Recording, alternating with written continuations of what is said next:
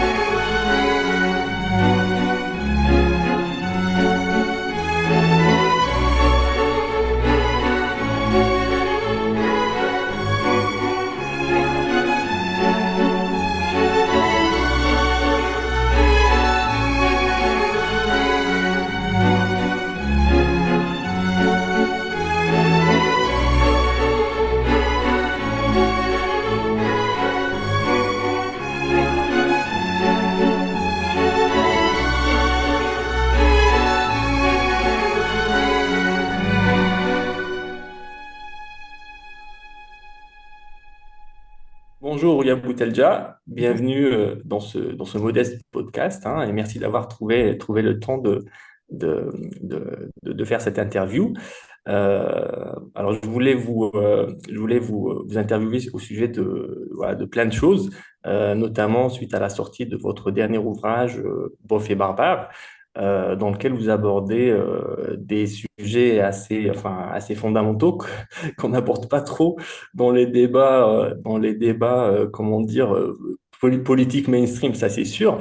On remet pas en question ces choses-là, mais même dans les milieux indigènes, internationalistes, bon, euh, je pense ça mériterait d'être abordé dans un peu plus de détails. Et pour le coup, oui, donc dans votre dernier ouvrage, vous commencez par aborder les choses d'un point de vue un peu métaphysique, hein, en revenant sur les problématiques de notre époque, que personne ne peut nier à ce stade, hein, notamment il y a le changement climatique qui a un lien direct évidemment avec l'extractivisme, hein, l'exploitation capitaliste ou capitalistique de toute ressource sur Terre. Voilà, donc on fait face à tout un tas de problèmes, comment dire, existentiels. Et en fait, la question, c'est en fait, on cherche souvent des solutions, hein, on cherche souvent des solutions. Alors voilà, est-ce que c'est la gauche, est-ce que c'est la droite, est-ce que c'est l'extrême droite, est-ce que c'est l'extrême gauche? Mais en réalité, on est peut-être enfermé dans des prisons. Donc, il y a la prison de l'État-nation, il y a aussi l'idéologie capitaliste, impérialiste qui, euh, qui malheureusement a aussi, enfin, continue à coloniser, y compris les indigènes, et pas que en Occident. Voilà. Est-ce que vous pouvez me dire rapidement, avant d'entrer dans un peu plus de détails, voilà, quelle est votre vision? Est-ce que l'État-nation, c'est vraiment une prison? Est-ce que le capitalisme et puis l'impérialisme sont des prisons? Et puis ouais, quelles sont vos pistes? Quelles sont vos pistes pour essayer d'en sortir? Bah, la prison des prisons, c'est la modernité occidentale.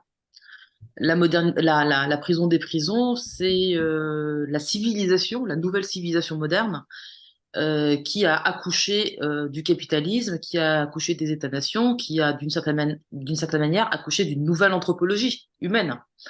Les humains, ces humains qui sont devenus à l'échelle du monde à la fois des consommateurs, c'est ça notre nouvelle anthropologie, et des individus séparés les uns des autres, parce que existants mythiquement par eux-mêmes.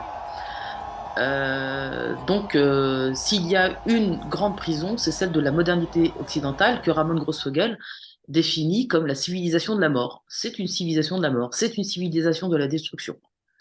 D'une certaine manière, la civilisation, c'est une civilisation nihiliste euh, qui détruit les rapports humains, qui détruit les sociétés, qui détruit toutes les formes de vie dont de très nombreuses ont disparu, et celles qui persistent et qui survivent, en fait, doivent s'adapter à cette nouvelle anthropologie. C'est-à-dire qu'en fait, pour celles qui résistent, celles qui existent et qui survivent, elles n'ont pas d'autre choix que d'accepter le deal de la modernité.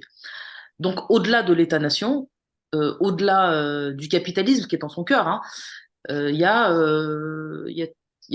c'est une civilisation dans son entièreté, c'est une globalité en fait, c'est une totalité.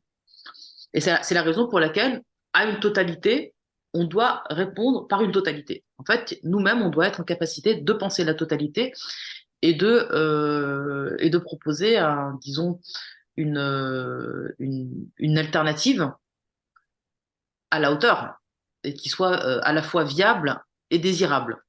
Alors aujourd'hui, euh, il me semble avoir commencé mon livre en disant que le cœur de notre action, ça doit être le pessimisme. En fait, au sens où il faut radicalement ne plus croire en cette civilisation, ne plus rien attendre d'elle. Et à partir de là, peut-être qu'il y a une place pour l'optimisme. Je dis bien peut-être, parce que pour ma part, je suis évidemment pessimiste au sens où il importe d'être pessimiste et de ne plus croire en cette civilisation, mais pessimiste dans notre capacité à pouvoir trouver une solution. Oui, effectivement. Alors, bon, d'apporter une solution totale à ce problème, oui, qui est total, effectivement, c'est sûrement le seul moyen parce que oui, le problème, il est total et presque totalitaire parce que là, le contrôle du capitalisme, de l'impérialisme, enfin, qui commence déjà dans la tête des gens. Donc là, c'est la prison, la pire prison de toutes. Oui, donc la domination est totale. Et donc, effectivement, on peut pas imaginer, comment dire, on peut pas imaginer réformer ce système. Évidemment, c'est totalement impossible. D'ailleurs, il a une capacité extraordinaire à muter, à s'adapter pendant les 5 derniers siècles. Hein. Voilà, c'est un système qui a montré quand même sa robustesse, sa résilience, malheureusement. Et puis sinon, oui, donc, est-ce que vous pouvez nous dire, parce que dans votre dernier ouvrage, donc Beauf et Barbare, vous revenez pas mal, vous décortiquez en fait, on pourrait dire l'histoire de France, sachant que la France c'est un animal assez particulier, c'est un animal géopolitique et puis historique assez particulier. Donc vous déconstruisez son histoire donc à partir de la Révolution. Et pour démontrer qu'en fait, c'est un peu une révolution ratée, hein, qui avait des idéaux, oui, certes, qui étaient très intéressants, évidemment, personne qui apprécie la liberté ne peut le nier, mais qu'en fait, voilà, c'est essentiellement une révolution ratée. Alors, ce qui est intéressant, en fait, c'est que vous parlez de l'idée que la bourgeoisie, en fait, a fait une révolution dans la révolution. Est-ce que vous pouvez nous en parler justement?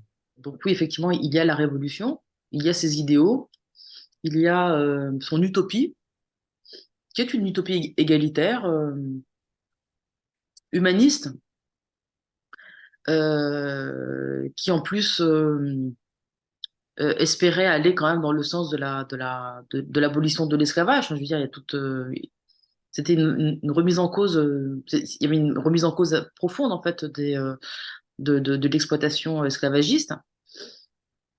C'est une révolution dans la révolution, au sens où, à mon avis, il y avait déjà trop de possédants à cette époque, et il y avait déjà une accumulation du capital qui fait qu'il y avait une fraction de la société, la bourgeoisie qui se développait, et bien qui était déjà dans un rapport de pouvoir non négligeable et qui a su transformer ce rapport de force dans le sens de ses intérêts. À savoir que, il me semble, et c'est comme ça que je l'interprète, mais je ne suis pas là, c'est pas moi qui l'interprète de cette manière, il y a déjà pas mal de théoriciens marxistes notamment qui se sont penchés sur la question, comme Gramsci par exemple, et qui expliquent comment, en fait, tout simplement, ils ont réussi à la fois dominer l'État, parce que pour moi, l'État, c'est pas une essence. L'État, c'est pas une essence, c'est un lieu de confrontation, c'est un lieu de lutte et de rapport de force. Et dans son essence, l'État n'est pas forcément capitaliste, et n'est pas forcément dominé par la bourgeoisie. Il l'est depuis fort longtemps, depuis quasiment le début, mais c'est pas une fatalité. On peut imaginer des rapports de force qui transforment la domination à l'intérieur de l'État au profit du prolétariat, par exemple. Donc c'est pour ça que je tiens à dire que ça n'est pas une essence. Donc c'est un lieu de conflictualité. Et ce que, me semble-t-il, la bourgeoisie a réussi à faire, c'est de créer le lien organique entre elle et le prolétariat en construction.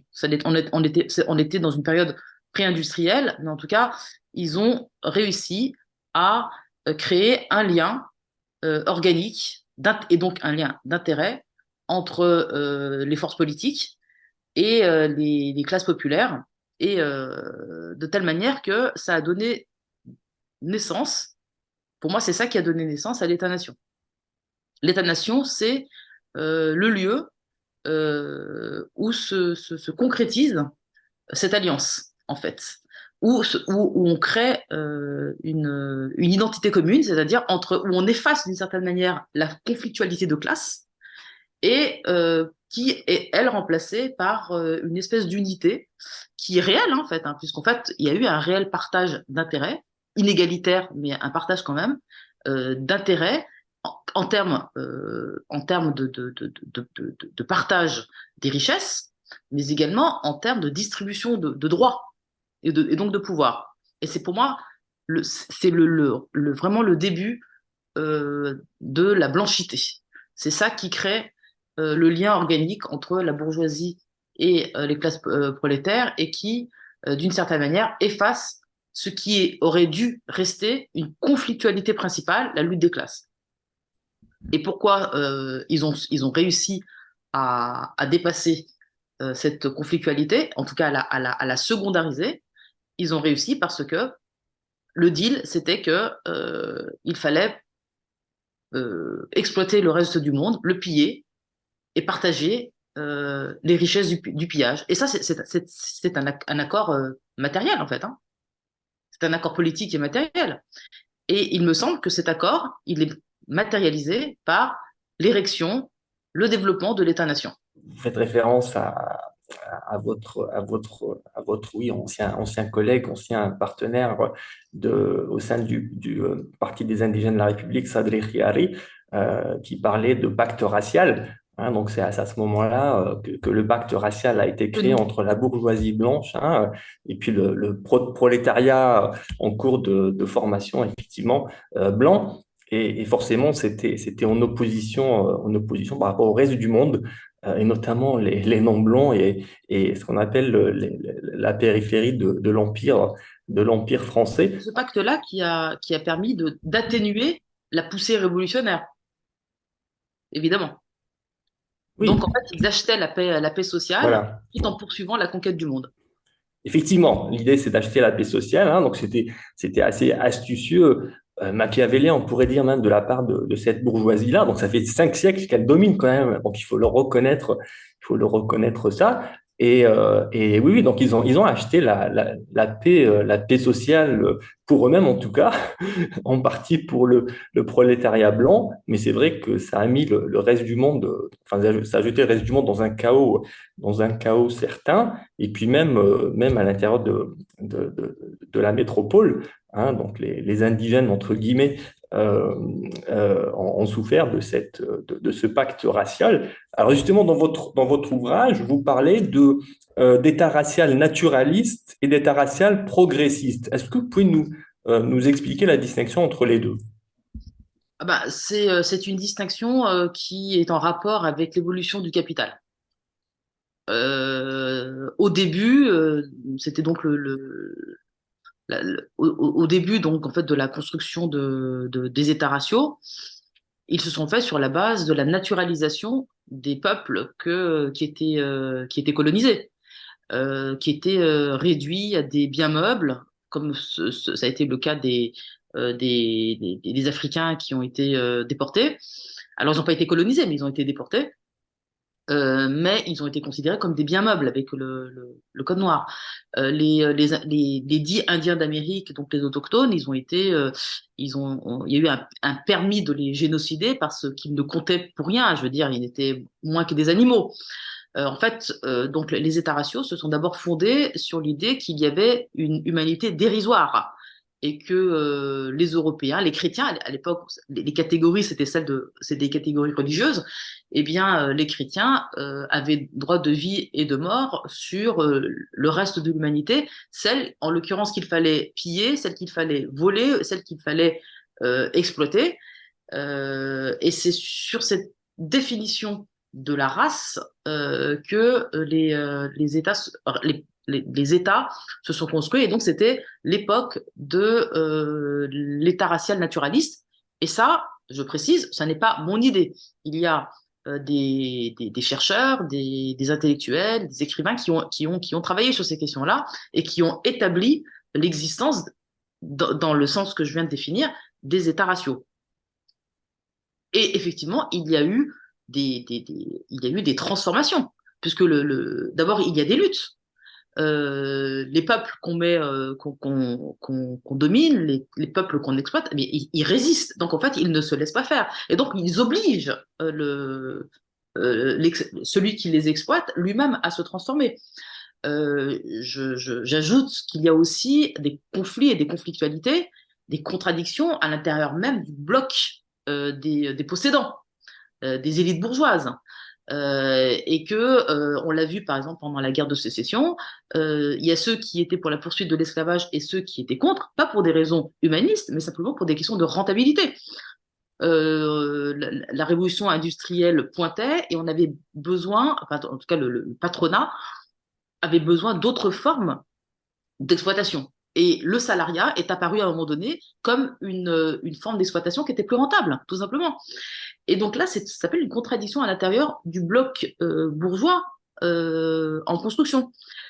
Tout ça fait que il y a à un moment donné le besoin pour les États raciaux de se transformer et de s'adapter aux nouvelles situations. Et c'est là qu'on devient progressiste. C'est-à-dire qu'en fait, là, tout ce pan de l'histoire qui a peut-être duré 2, 3 siècles, où on estimait qu'il n'y avait pas besoin de négocier avec le colonisé, à un moment donné, on s'est dit, bah, il va falloir négocier avec lui, en fait. Et donc là, on lui laisse une chance. On n'est plus dans l'ère des États raciaux naturalistes, mais progressistes, parce que l'indigène peut évoluer. Voilà. Et c'est là à peu près qu'il faut dater le début de l'idée un peu humaniste, paternaliste, selon laquelle l'indigène qui est archaïque, l'indigène qui est sauvage, et ben en fait, il peut se réformer. Alors tout ça, c'est des idées qui viennent, je le répète, parce qu'il y a des luttes et que l'indigène existe et qu'il le montre. On l'a vu avec la Révolution haïtienne, par exemple. Et puis, en même temps, il y a les contradictions du capital. Donc tout ça, ça oblige les États à se métamorphoser, à s'adapter aux nouvelles situations. Et on est passé donc à l'état racial progressiste, sachant que tout le monde ne va pas à la même vitesse. Et j'ai interprété, alors je ne sais pas si j'ai tort ou j'ai raison, mais j'ai interprété le cas allemand comme une espèce d'anachronisme, où il m'a semblé que l'État allemand, lui, il était resté dans la période précédente, où il est resté naturaliste. Donc le nazisme, c'était comme, d'une certaine manière, la défaite du nazisme, c'était enfin la vraie défaite de l'État naturaliste qui a laissé place aux grandes démocraties occidentales, liberté, égalité, fraternité, la fin de la colonisation, etc., etc.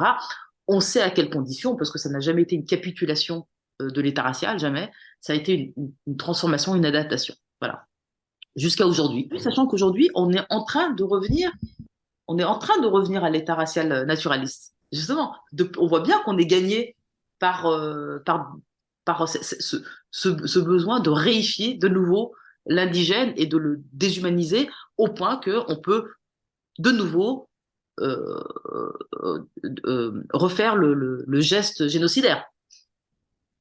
Oui, en fait, c'est révélateur de la vraie nature de, de, de l'idéologie et de, comment dire, des enjeux de cette bourgeoisie, parce que, en fait, ils jouent, pour eux, c'est un curseur, hein, donc ils jouent d'un curseur. Et en fonction comment dire, des priorités à un instant T, en fait, ils vont faire plus ou moins de concessions. Et puis, ils vont plus ou moins attribuer des qualités et puis des fonctions, en fait, au sein de l'Empire à tel ou tel groupe. Et c'est vrai, oui, donc là, enfin, il y a quelques jours, il y avait la loi immigration, entre guillemets, qui est passée en France. Voilà, donc enfin, apparemment, ça a choqué beaucoup de gens, mais quand on connaît la nature enfin, de cette bourgeoisie, en fait, c'est pas étonnant du tout. Et par contre, c'est vrai que ça peut suggérer, ouais, enfin, que c'est un retour vers cet état racial naturaliste ouais, qui fait bien la distinction entre les blancs et les autres, n'est-ce pas? Voilà. Ouais, donc en tout cas, les personnes qui étaient dans le déni, là, elles peuvent plus, enfin, ça sera plus difficile d'être dans le déni après un tel vote spectaculaire, hein. Bon, moi, ça m'étonnait pas, hein. Je doute, enfin, j'étais à peu près certain de l'issue de ce vote. Et bon, malheureusement, ça s'est confirmé. Alors, justement, quel est l'effet, parce que cette idéologie capitaliste, impérialiste, qui a été donc promue avec beaucoup de succès par la bourgeoisie occidentale. Donc, c'est vrai qu'elle a démoli, on peut dire, les indigènes, hein, comme nous, hein, on peut dire qu'on a été démoli par ça, en grande partie, mais ça a aussi démoli comment dire, le prolétariat blanc, hein. Alors, est-ce que vous pouvez nous dire un petit peu comment est-ce que le prolétariat blanc a été démoli, si je peux utiliser ce terme, je ne sais pas si vous serez d'accord, a été démoli justement par ce pacte? Ah bah, de toute façon, on est nécessairement démoli quand on accepte un pacte criminel. Je veux dire, ça, c'est la base. On accepte d'exister au détriment des peuples du Sud, qu'on exploite et qu'on élimine et qu'on génocide. Ça, déjà, à la base, c'est déjà une destruction morale sans précédent. La blanchité, le privilège de la blanchité, c'est fait à ce prix-là. Et donc, le prolétariat blanc, en ce sens, n'est pas innocent de ce qu'il est. Il est même responsable. Il n'est pas. Alors moi, je fais une distinction entre être coupable et être responsable. Être coupable, j'aime pas du tout cette idée de culpabilité parce que je la trouve inopérante politiquement, mais surtout parce que un blanc né blanc n'est pas, c'est pas de sa faute une histoire de 500 ans. On peut pas lui mettre sur le dos 500 ans d'histoire. En revanche, à l'âge adulte, il est en capacité de prendre ses responsabilités, ce qui est très différent. Et il se trouve que nous sommes toujours dans l'ère de la domination occidentale, même si elle est en déclin, et que la blanchité, elle est rémunérée aujourd'hui. Elle continue d'être rémunérée à la fois par des... Alors, de moins en moins, mais toujours, par des droits, par des salaires, par un niveau de vie, par un niveau de confort. Et tout ça, ça se fait toujours sur le dos des peuples qui aujourd'hui subissent de plein fouet cette destruction continue. Donc là, je parle bien de responsabilité et non pas de culpabilité. Mais il y a une responsabilité. Mais cette responsabilité, elle est aussi celle de Ouria et de Mehdi. Puisque la blanchité, je le dis et je le répète, c'est un rapport social et c'est un rapport de pouvoir, c'est pas une question de couleur de peau. Obama, de ce point de vue, est un blanc, et nous-mêmes qui vivons ici, qui avons des salaires, eh bien, qui avons des passeports qui nous permettent de voyager où on veut, qui avons un certain niveau de vie, qui avons un système de santé, etc., etc., eh bien, nous-mêmes, nous bénéficions de ce rapport social. Et à ce titre, nous sommes responsables. Donc en fait, il n'y a même pas plus de responsabilité de la part des gens nés blancs européens que des gens comme nous qui venons de l'histoire coloniale. Donc on doit prendre nos responsabilités devant cette situation, et c'est ce que nous faisons. C'est pour ça que c'est très important politiquement de faire ce distinguo entre culpabilisation qui ne sert à rien et prendre ses responsabilités. Et donc effectivement, le prolétariat blanc, il est détruit euh, à l'origine, c'est-à-dire qu'en fait, il est pas détruit, mais en tout cas, il est, Corrompu, pardon, corrompu, on pourrait dire. Il a il été est corrompu corrompu, par ce pacte. Oui, il c'est un est pacte avec le corrompu, diable, en fait. il est corrompu par ce pacte, et mais cette corruption, elle s'est faite aussi à son détriment à lui. En fait, il a dû s'arracher à ses solidarités, à ses formes sociales, à ses formes de vie communautaires, historiques. Il a rompu avec ça pour se donner corps et âme à l'État bourgeois. Et donc, et à ce titre, il a, il a, il a participé à sa propre transformation anthropologique. Il est passé de paysan avec sa culture, avec son identité, avec ses chants, avec Par rapport à la terre aussi. épistémologie, avec son rapport à la terre, avec ses formes de spiritualité.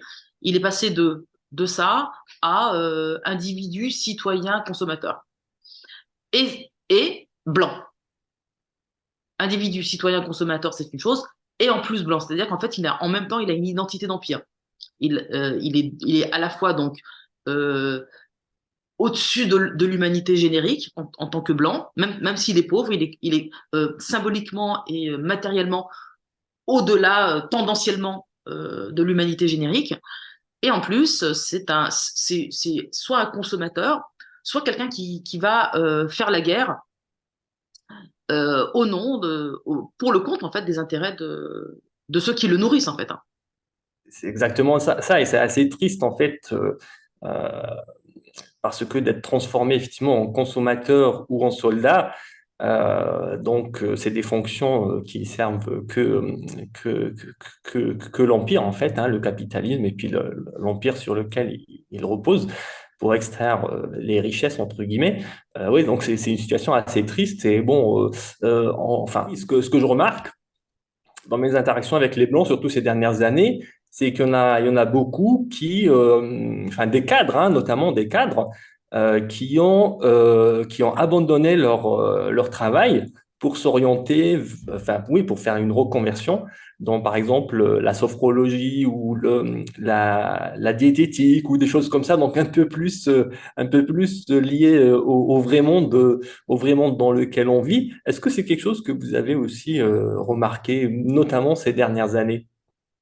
Oui, bien sûr, en fait, il y a un besoin de sens, de retrouver du sens. Il y a un besoin de transcendance, en fait. En fait, on vit dans un monde tellement euh, matériel, tellement dénué De sens, en fait, de hein. sens moral, Mhm. voilà, que en fait, il y a tout ce que les Blancs ont perdu. Ils essayent de le retrouver, mais le problème, c'est que le geste, il est dérisoire. Parce qu'en fait, la réponse, elle est que individuelle. C'est chacun sauve sa peau.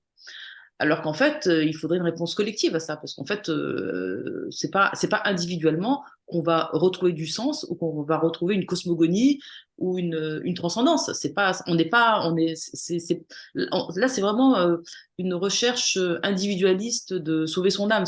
C'est le salut individuel. Ce qui me paraît à la fois dérisoire et complètement utopique, parce que de toute façon, on ne peut pas s'extraire de la société dans laquelle on vit. Donc, on peut faire des démarches individuelles, mais la société reste ce qu'elle est, c'est-à-dire intrinsèquement corrompue. Et pour ma part, même si j'observe que effectivement beaucoup de blancs essayent d'en réchapper de cette manière, je trouve même le geste lâche et égoïste en fait. Je trouve lâche et égoïste parce que j'ai toujours ce sentiment que le monde blanc et que ces individus et les affects qui les traversent sont rarement des affects qui veulent la transformation radicale du monde. J'ai toujours ce sentiment qu'en fait, ils veulent toujours ménager la chèvre et le chou. Qu'en fait, ils voudraient bien une solution pour eux-mêmes, mais qu'ils veulent aussi en même temps préserver le monde dans lequel ils vivent, parce qu'en fait, il les satisfait d'une certaine manière. Il les satisfait. Et ils ne veulent pas l'abandonner complètement. Ils ont conscience, quand ils observent les sociétés africaines, quand ils vont en Afrique, voilà, ils vont en Afrique ou ils vont au Maghreb, ils sont oh, mais qu'est-ce que les gens sont généreux, mais qu'est-ce qu'ils sont gentils, mais qu'est-ce qu'ils sont ci, mais qu'est-ce qu'ils sont ça. Donc ils reviennent avec cette idée d'avoir perdu quelque chose de leur humanité, mais sans jamais en déduire les conclusions qui s'imposent, à savoir il faut en finir avec la modernité occidentale. Ça, ils veulent pas. En fait, ils se raccrochent. Malgré tout, ils y tiennent à ce monde-là. Ils tiennent à leur confort. Et ils sont pas prêts, en fait. Ils sont pas prêts à, tout simplement, à retrouver l'humanité générique. Avec tout ce que ça comprend, hein, comme évidemment, ça veut dire redevenir des humains normaux. Ben, ça, il faut de l'imagination, il faut beaucoup d'imagination pour, en tout cas, envisager que cette solution serait la bonne. Oui, oui, oui, et puis oui, enfin, malheureusement, nous aussi, indigènes du monde, on a été déconnectés parce qu'on est quand même bien comme il faut dans le système capitaliste, hein, ça, il faut le dire, même en dehors de l'Occident. Oui, voilà, donc, alors justement, ça me permet de rebondir sur une autre question. Euh, Ce que je trouvais intéressant, par exemple, pendant la période du Covid, en interagissant justement avec des Blancs, c'est que, euh, c'est que par exemple, ben, en fait, voilà, dès qu'ils ont sonné l'alerte là au niveau des gouvernements, donc c'était, comment dire, confinement et tout, virus super dangereux, etc. Là, en fait, quand j'interagissais avec des blancs, là, pour la première fois de ma vie, ils me demandaient comment j'allais. Donc là, c'était vraiment pas mal. Donc, je me suis dit, ouais, bah, ça va. Sinon, toi, ça va. Et je sais pas, enfin, en fait, ils avaient peur de la mort. Hein, ils avaient peur de la mort, c'était ça, en fait. Hein. Tout le monde pensait avoir des bonnes chances d'y passer, hein, même si c'était pas vrai. La science montrait que c'était pas vrai. Mais bon, voilà, les décideurs ont décidé hein, qu'il fallait avoir peur. À coup de matraquage, d'ailleurs en France, tous les soirs, des ministres étaient mobilisés. Enfin bref, on pourra y revenir. Mais oui, donc cette peur de la mort, apparemment, les a un petit peu reconnectés avec leur humanité. Et voilà, ils se sont mis à demander à se demander les uns les autres comment ça va en fait. Première des choses, hein, en disant bonjour, voilà comment ça va. Alors, est-ce que c'était pas justement un symptôme de cette reconnexion? Oui, alors est-ce que ça a changé? Est-ce que cette pandémie, hein, donc cette période un peu exceptionnelle où les gens on pensait frôler la mort hein, pendant 2 ans et demi. Est-ce que ça les a changés en fait les blancs ou est-ce qu'en fait on est revenu à business as usual comme ils disent en anglais? Ça les a changés dans les marges. Ce que je pense, c'est que ça les a rendus plus suspicieux vis-à-vis du pouvoir. Et d'une certaine manière, ça a renforcé une forme de complotisme. Quand je dis complotiste, c'est-à-dire par opposition à une lucidité politique qui sait déterminer quels sont les tenants et les aboutissants de ce qui nous arrive, notamment sous la forme de c'est le capitalisme, c'est nos classes dirigeantes, c'est la bourgeoisie, etc., etc. Donc on sait jamais trop le complotisme, c'est des forces un peu occultes, on sait jamais trop ce que c'est, on sait jamais trop le déterminer. Donc moi je pense que ça les a changés au sens où ça les rend réfractaires, en tout cas très suspicieux vis-à-vis du pouvoir, et que c'est une chose positive hein, qu'ils se mettent à détester le pouvoir, ça j'ai pas de problème avec ça. Mais est-ce que ça va jusqu'à les transformer, jusqu'à imaginer, jusqu'à disons faire germer en eux, des idées révolutionnaires, on n'en est pas là. Cela étant dit, il me semble que la gauche mélenchoniste a quand même réussi à capter une partie de cette opinion, tout simplement parce que il me semble que la FI n'a pas été, a réussi à ne pas être méprisante vis-à-vis de toutes celles et ceux qui étaient anti-vax, par exemple. Voilà. Ils ont réussi à ne pas se les aliéner. Et d'une certaine manière, Mélenchon, je trouve qu'il est bon dans le fait de proposer des synthèses politiques qui prennent en compte à la fois les antivax, qui prennent en compte le mouvement contre la loi retraite, les révoltes des banlieues, l'islamophobie, etc. Donc en fait, il réussit à faire cette synthèse qui fait que, me semble-t-il, s'il y avait disons un effet positif de l'après-Covid, c'est quand même d'avoir réussi à récupérer une partie de la colère des gens à travers un projet politique qui, lui, même s'il n'est pas décolonial au sens où moi je l'espérais, il est quand même un projet de rupture disons, avec le projet libéral. Ce qui, en soi, est déjà significatif et qui positionne la France dans une singularité par rapport aux autres pays européens, parce que ça n'existe pas ailleurs. Donc voilà. Oui, alors la période de Covid, bah justement, hein, justement, c'était une des questions que je voulais vous poser. C'était, ben voilà, donc ces États soi-disant modernes, au summum du progrès industrialisé, enfin hyper scientifique, tout ce qu'on veut. Ben quand même, un petit virus de rien du tout, parce qu'en fait, finalement, il n'était pas si dangereux que ça, hein, le coronavirus.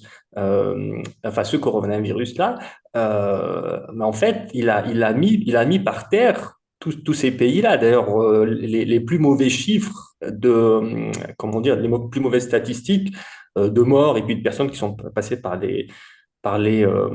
comment dire, par la réanimation, eh ben, il se trouve essentiellement dans ces soi-disant pays développés, hein.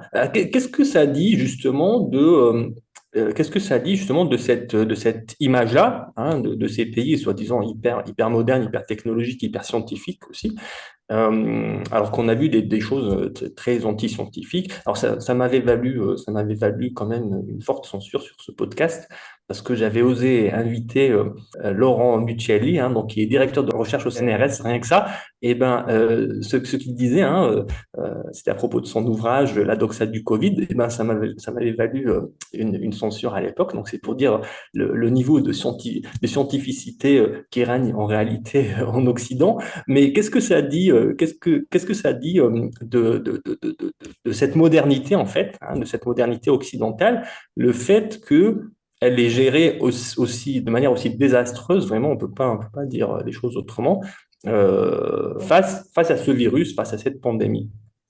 Bah, moi, j'ai pas tellement besoin de l'exemple du Covid et de cette faillite par rapport au virus dans les pays occidentaux pour savoir que la puissance ne résout pas tout.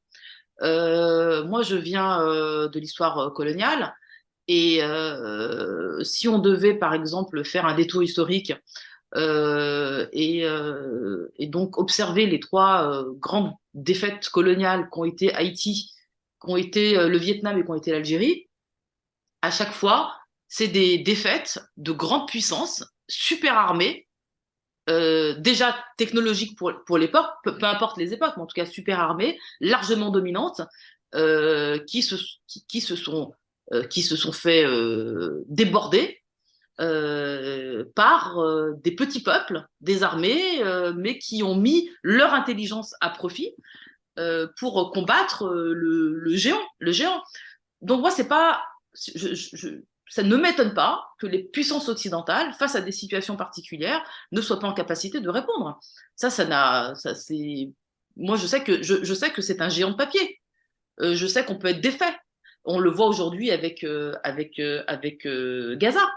Je veux dire, en fait, il n'y a pas, il y a pas, il y a pas plus, il y a pas plus démuni aujourd'hui que le petit peuple de Gaza. Et pourtant, c'est un peuple qui résiste. Et il résiste pas seulement à Israël, il résiste en fait à tout l'Occident. Donc la puissance technologique, la superpuissance, le fait d'être une puissance nucléaire par-dessus tout, ça ne confère pas à la puissance en question la garantie de la victoire. Et là, tout ce qu'on a pu voir effectivement, c'est qu'en fait, les Occidentaux, mais tout simplement parce que d'une certaine manière, les Occidentaux, à cause de ce projet libéral qui est complètement fou, ils sont en train de détricoter, et là je parle bien des élites, du point de vue de leurs propres intérêts d'élite, ils sont en train de trahir le pacte social qui a fait tout leur succès. Le pacte social qui crée ce lien organique entre eux et le peuple, ils sont eux-mêmes en train de le détruire. C'est eux qui le détruisent. Et en le détruisant, eh ben en fait, il crée une contradiction. Alors, là où il y avait un lien organique, il crée une contradiction d'intérêt entre le peuple et eux-mêmes. Donc là, encore une fois, du point de vue de leurs propres intérêts, moi, je pense que s'ils écoutaient, s'ils étaient, disons, s'ils étaient moins fanatiques dans leur libéralisme, ils poursuivraient, en tout cas, ils tenteraient plutôt de raccommoder le lien social avec les peuples leur peuple à eux, le peuple blanc, c'est-à-dire ils feraient ça, qu'ils se garantiraient une sécurité en termes de survie. Après, on est bien d'accord qu'ils savent qu'ils peuvent compter sur le fascisme.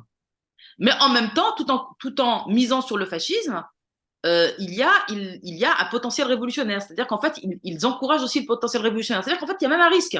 Malgré tout, il y a un risque. Alors, je sais qu'ils font tout pour miser sur le fascisme. On est d'accord que le fascisme est leur garantie de survie.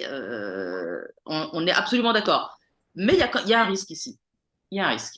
Ouais, c'est une roue de secours, il me semble, hein. Par contre, est-ce qu'elle va faire l'affaire? C'est pas sûr. Il y a des chances pour que le fascisme me fasse affaire quand même. Il ne faut pas non plus être naïf. Alors oui, Quand on voit la vague fasciste à l'échelle de l'Europe et des États-Unis, bon, il n'y a pas de doute que c'est plus qu'une roue de secours. C'est une assurance vie. oui, mais après bon, on pourrait dire aussi que le fascisme, c'est, enfin, comment dire, alors je vais pas utiliser certains termes pour éviter la censure, mais l'autodestruction, hein, l'autodestruction, elle va arriver beaucoup plus rapidement sous un régime fasciste qu'avec le régime impérialiste qui y va, c'est sûr. Mais avec un régime fasciste, ça ira sûrement beaucoup plus vite. Et alors justement, ça me permet de rebondir à la question, sur la question suivante. Euh, en fait, dans votre ouvrage, donc Beauf et Barbare, vous revenez sur le rôle particulier de l'Union européenne. Donc, Union européenne, justement, dans cette période de Covid comment dire, qui s'est distinguée par, par plein d'affaires, enfin, plein de soupçons de corruption, des choses comme ça, hein. Donc, ils ont commandé, par exemple, l'équivalent de 10 doses pour chaque habitant résident de l'Union européenne, y compris les nourrissons, hein, les bébés. Voilà, et puis voilà, il y a une histoire de SMS entre la présidente de la Commission européenne et puis le PDG de Pfizer, et c'est toujours pas tiré au clair. Enfin bref, voilà, donc il y a des choses un petit peu bizarres qui se sont passées. Et en fait, ce que vous dites, c'est que l'Union européenne, effectivement, donc elle travaille contre l'intérêt de ce prolétariat blanc, hein, et que c'est aussi, en fait, c'est un super État-nation, si je me souviens bien, hein, c'est le terme que vous avez utilisé dans votre ouvrage. Bah justement, voilà, quelle sorte d'animal enfin, ouais, quelle sorte d'animal est-ce que c'est que cette Union européenne? Et puis ouais, quels sont ces effets en fait sur ce prolétariat blanc? Hein, il y en a beaucoup qui savent pas trop quoi en penser, mais il y en a quand même aussi beaucoup qui sont complètement contre et qui veulent en sortir. Alors voilà, comment voyez-vous cette relation entre l'Union européenne et donc le prolétariat blanc, notamment français? L'Union européenne, déjà, à l'origine, c'est la mise en œuvre du mot d'ordre communiste, prolétaires de tous les pays, unissez-vous. Là, c'est bourgeois de tous les pays, unissez-vous. C'est ça, l'Union européenne. Ils se sont unis au moment où ils pressentaient leur défaite dans les colonies et leur recul dans les colonies. Donc, à la fin de la Seconde Guerre mondiale, à un moment où ils étaient très affaiblis, à un moment où ils ont compris qu'il fallait s'unir plutôt que de se faire la guerre, mais parce qu'il y avait à ce moment-là un réel danger de disparaître en tant que force hégémonique à l'échelle du monde. Et ils ont eu raison puisque les colonies se sont émancipées, pas complètement, on le sait aujourd'hui, mais elles ont commencé leur chemin vers la décolonisation. Et donc, ils ont mis en place l'Europe, qui était le lieu où ils allaient concentrer leurs intérêts et poursuivre le projet capitaliste à l'échelle du monde. Euh, à la différence des États-nations, l'Europe, effectivement, est strictement une Europe de l'alliance des bourgeoisies qui délègue aux États-nations, disons, la gestion des peuples, de chacun des peuples. Donc, à l'échelle de l'Europe, euh, certes, il y a le pacte racial. Le pacte racial est préservé puisque c'est l'Europe impérialiste, l'Europe qui permet à tous ses habitants européens, c'est une Europe blanche et chrétienne, qui permet aux Européens en fait d'acquérir une espèce d'identité d'empire et en tout cas de la préserver, mais ne s'occupe pas du pacte social et du pacte, disons, démocratique. Ça, non, au contraire, elle le délègue aux États-nations qui, eux, font ce qu'ils peuvent, enfin, font ce qu'ils peuvent. Eux doivent gérer cet aspect-là de la vie citoyenne, disons. Mais comme, tendanciellement, les profits du capitalisme s'amenuisent, eh bien, le pacte social lui-même, à l'échelle des États-nations, il diminue. C'est ce qu'on est en train de voir avec la crise de 2008. 10 ans après, elle jette à la rue des pans entiers de la société française. Je veux dire, tous ceux qui étaient, disons, classe moyenne, qui pensaient qu'on pouvait aller que vers un avenir radieux, ils se rendent compte qu'aujourd'hui, leur avenir n'est pas du tout assuré et qu'au contraire, ils se rapprochent dangereusement de la condition des indigènes. Et bien c'est ça c'est la réalisation de cette Europe qui est une Europe impérialiste, libérale, toujours raciale, mais pas sociale. Donc là, il y a un problème. Là, c'est là que le problème, il apparaît, et c'est là que la blanchité, en fait, décline. Parce que la blanchité, que la bourgeoisie soit blanche, ça n'a pas beaucoup d'importance. Mais que les Européens, les classes populaires blanches, restent blanches, ça, c'est important pour la poursuite du projet impérialiste. Ça, c'est très important que les Blancs restent blancs.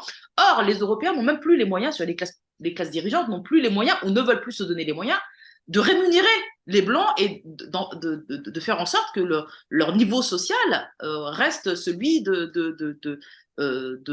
ceux qui les ont précédés. Donc là, ce déclat-là, c'est effectivement le moment où l'Europe montre son vrai visage. Voilà, elle n'est pas au service des classes populaires.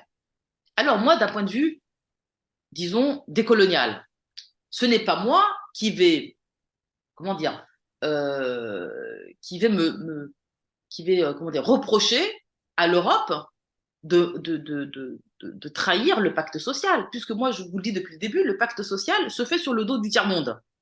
Donc moi, ce pacte social qui est fondé sur la spoliation du Sud, évidemment que je veux le redéfinir. D'accord? Mais en même temps, en tant que militante politique, si je regarde vers l'avenir, je dois bien essayer de distinguer aujourd'hui, enfin d'identifier dans le moment présent les brèches dans le système. Et il me semble que ça, c'est une brèche dans le système. Le moment où les Blancs ne sont plus rémunérés en tant que Blancs, eh bien, il faut que nous, décoloniaux, il faut que nous, révolutionnaires, quand je dis les décoloniaux, donc les indigènes, mais aussi les révolutionnaires blancs, ou une gauche qui soit, disons, un peu conséquente, il faut qu'elle se saisisse de ce moment-là pour rompre avec la collaboration de race. C'est le moment qu'elle doit utiliser pour rompre avec la collaboration de race et de dévoiler ce qu'est cette Europe. C'est une Europe de la bourgeoisie, des intérêts de la bourgeoisie. Donc, à un moment donné, il me semble que d'un point de vue anti-impérialiste, c'est important de mettre fin à cette Europe-là. Du point de vue, tu me parles de la Tunisie, bah, la Tunisie, elle est directement victime des directives européennes. Directement. Directement, c'est-à-dire d'un point de vue économique. L'Europe est en train d'aspirer les richesses de la Tunisie et de prolétariser encore plus le peuple tunisien. Eh bien, de ce point de vue-là, ben moi, je veux mettre fin à l'Europe. Mais il se trouve que cet intérêt qui est le mien en tant que décolonial, il est aussi l'intérêt des classes populaires blanches. Et là, j'insiste sur le fait que je ne m'intéresse pas à produire, j'attends pas des blancs qui deviennent humanistes. Parce que les blancs, s'ils se bougent aujourd'hui, les petits blancs, c'est pas du tout parce que les Tunisiens sont prolétarisés par l'Europe, c'est parce qu'eux-mêmes sont prolétarisés par l'Europe. Donc ce moment-là, il faut le saisir parce que en finir avec l'Europe, revenir à l'État-nation français, dans le cadre de l'État-nation, hein, dans ce cadre-là, c'est affaiblir l'alliance des bourgeoisies et donc affaiblir l'impérialisme. Et c'est à la fois dans l'intérêt des peuples, des prolétaires blancs, et à la fois dans l'intérêt des anti-impérialistes et des peuples du Sud. Donc je dis, il faut aller dans cette direction-là. Donc il faut en finir avec cette Europe-là. Pour autant, revenir dans le cadre de l'État-nation, c'est pas la panacée non plus, puisque l'État-nation, ça reste, la structure de l'État-nation, ça reste un État dominé par la bourgeoisie au service du projet impérialiste. Eh bien, je vois ça, moi, comme une espèce de dynamique. Ensuite, c'est une question de rapport de force. Est-ce que les forces populaires, sociales, elles sont en capacité de prolonger le geste et de déracialiser l'État-nation, de proposer un nouveau projet qui tourné vers une fraternisation à l'échelle de l'humanité vis-à-vis de l'Afrique, vis-à-vis des autres pays du Sud, etc., etc. Est-ce qu'on est en capacité de faire ça? Mais ça, il faut le penser dans une dynamique. Mais dans un premier temps, il me semble qu'il faut déjà quitter l'Europe. Et ça, c'est pas. Alors nous, les décoloniaux, on peut dire qu'il faut quitter l'Europe pour ces raisons-là, mais de très nombreux marxistes ont déjà écrit. Il y a toute une littérature sur disons l'intérêt, l'importance, voire l'urgence de quitter l'Europe. Enfin, c'est un plan stratégique, hein, je crois que vous proposez là, Uriah Boutelja, hein, enfin, en vue de l'émancipation, même si ça prendra beaucoup de temps évidemment. Mais oui, de déjà sortir de l'Union européenne, sachant que l'Union européenne, donc c'est comment dire, c'est l'étape d'après l'étape après l'État-nation pour que la bourgeoisie, comment dire. Affirme et puis enfin que assoit sa puissance encore plus sur les populations aussi bien européennes mais aussi a fortiori du reste du monde. D'ailleurs à ce titre l'Union européenne est largement complice du pillage du Sahara occidental. Bon, il y a un très bon documentaire sur ce sujet-là. Je mettrai le lien. Mais oui, donc c'est une entité qui veut aller plus loin que ce que font déjà les États-nations. Donc c'est un peu logique d'en sortir, même si c'est vrai que c'est un peu contre-intuitif, hein, parce qu'on a tous comment dire, ça nous horripile, hein, l'État-nation. Quand on parlait d'État-nation, ben on a des poils qui s'hérissent, voilà. Mais voilà, donc vous proposez de revenir vers l'État-nation, de sortir de l'Union européenne, de revenir dans le cadre de l'État-nation. Mais en fait, c'est pas le terminus, n'est-ce pas? En fait, c'est juste une étape transitoire. Alors, c'est pas le terminus, il faut surtout comprendre que c'est la condition pour reconstruire une dynamique populaire. Une dynamique populaire, parce que pour moi, quand on arrive dans l'État-nation, je veux dire, on a vécu dans l'État-nation suffisamment longtemps pour savoir que c'est aussi une question de rapport de force. Que est-ce qu'on est capable de porter un projet qui remette en cause les fondements de l'État-nation? Mais ça, pour ça, il faut une dynamique populaire. Mais pour qu'il y ait une dynamique populaire, encore faut-il sortir de l'Europe, parce que l'Europe, elle nous empêche. tout simplement de nous construire. Parce qu'en fait, l'Europe empêche tout, toute forme de dynamique populaire. Impossible. Je veux dire, en fait, on est privé de toute puissance politique et de toute puissance sociale.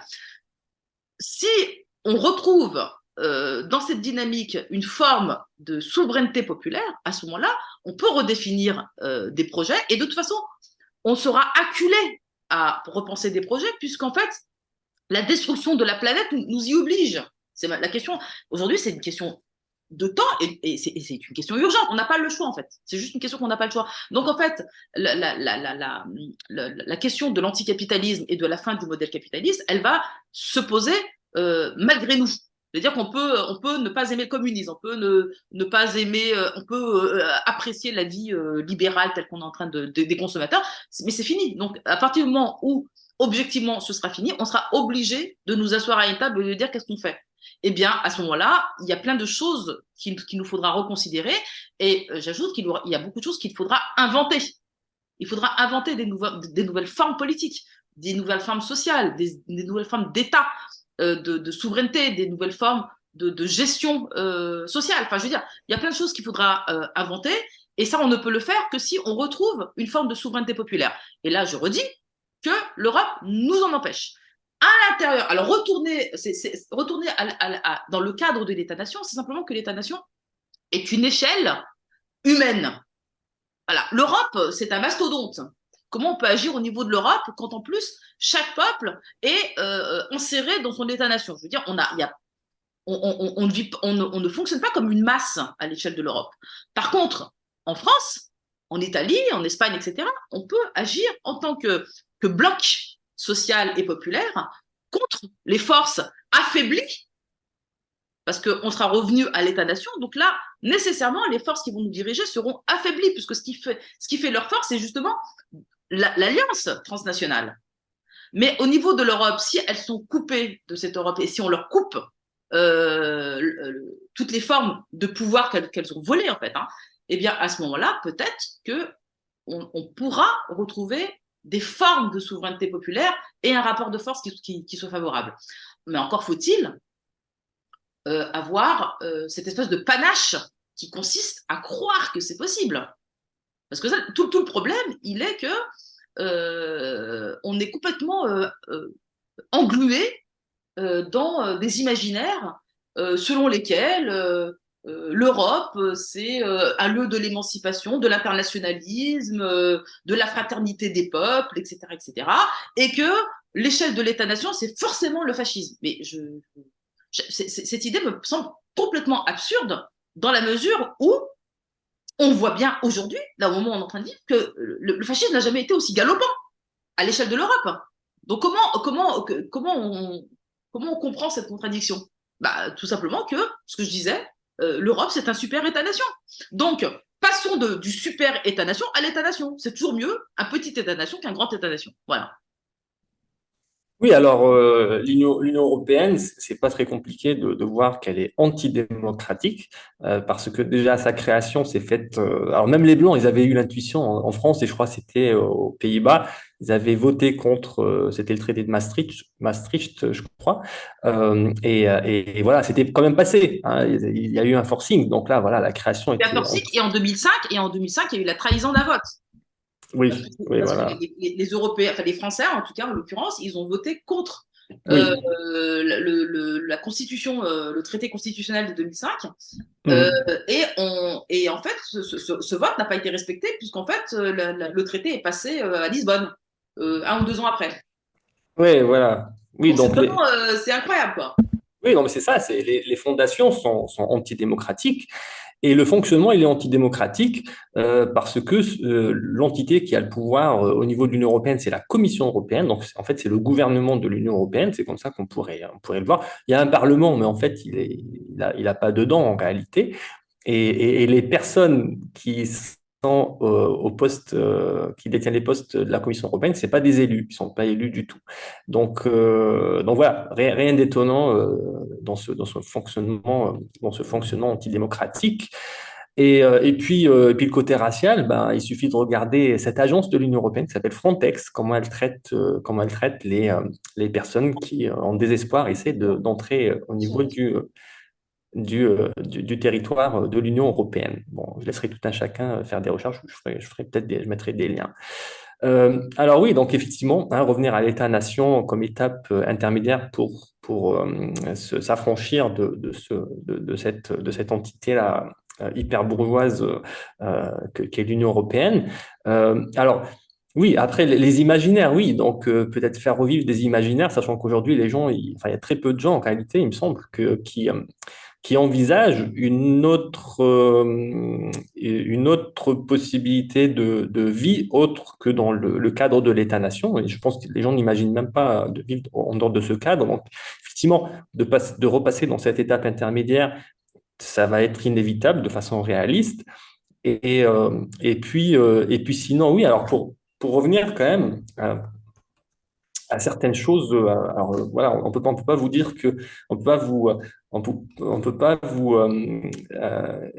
blâmer à ce niveau-là, hein, on ne peut pas vous critiquer à ce niveau-là parce que vous mettez en avant dans votre ouvrage Profet barbare euh, comment dire les belles époques, on va dire, de certaines organisations blanches, notamment le Parti communiste, hein, qui n'a pas brillé tout le temps, mais qui a brillé à un certain moment, la CGT aussi. Alors je reprends mes notes.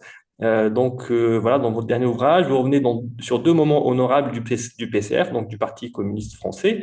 Euh, donc, pour prendre l'exemple d'un parti prolétaire, hein, prolétaire pour le coup, l'un concernant sa prise de position contre la guerre contre le RIF, donc au Maroc, durant laquelle une grève a rassemblé 900 000 travailleurs. Donc, c'est pas rien, moi je ne le savais pas, et bon, je me dis, waouh, c'était une autre époque quand même. Et presque aussi important, 1000 soldats ont été traduits devant les tribunaux pour insoumission. Voilà, donc là aussi, c'est encore plus impensable, hein. Mais voilà, ça a bien existé, c'était pas il y a si longtemps que ça en réalité, hein.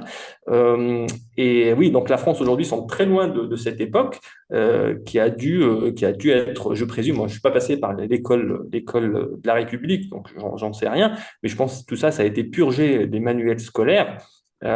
Sinon, ça va donner des mauvaises idées aux petits blancs. Alors oui, donc est-ce que c'est ces imaginaires-là? Est-ce qu'il suffirait quand même de repiocher déjà dans ces imaginaires-là et puis aussi les imaginaires, comment dire, indigènes, si les petits blancs veulent bien les adopter, hein, pour faire revivre, enfin pour ouvrir les imaginaires qui sont pour l'instant extrêmement cloisonnés, prisonniers. Est-ce que vous le voyez concrètement en rencontrant des gens, ben, suite notamment à la publication de votre ouvrage? Ah bah déjà, ce rappel historique, ça montre que la blanchité, c'est un processus et que à cette époque, à l'époque du RIF par exemple et de l'étoile nord-africaine, les prolétaires blancs étaient déjà rentrés dans le processus de blanchiment, certes, qui avait déjà commencé avant, mais ils n'étaient pas complètement finis dans ce processus. Donc, ils n'étaient pas complètement blancs, ils étaient encore internationalistes.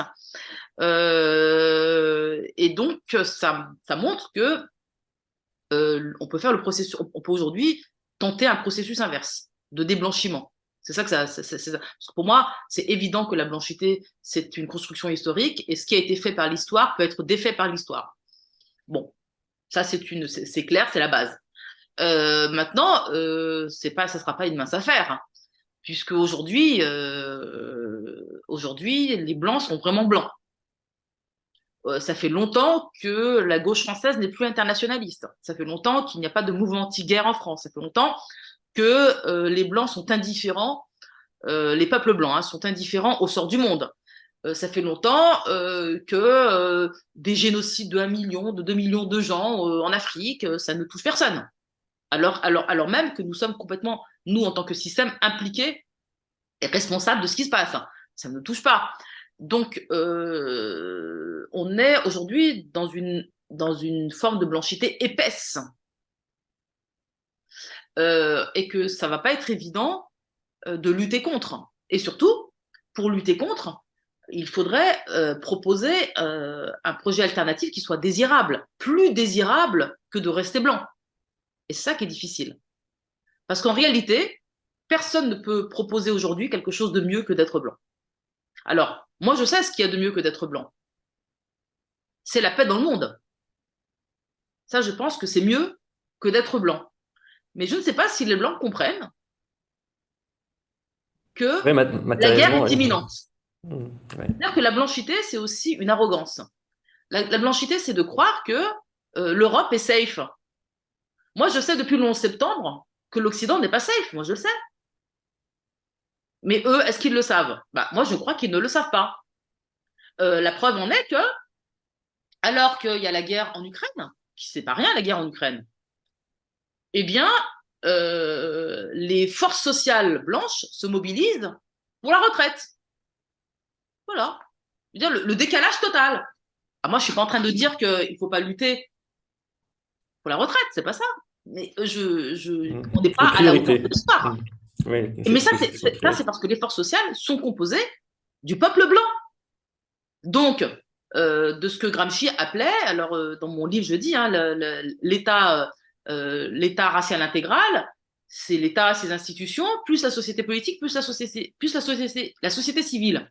Et bien là, on le voit pendant la guerre en Ukraine, et un milliard d'autres exemples on pourrait donner, la préoccupation des forces politiques, donc de la société politique française et de la société civile française, c'est le travail, c'est les salaires, c'est la retraite, mais c'est pas du tout la guerre et l'impérialisme.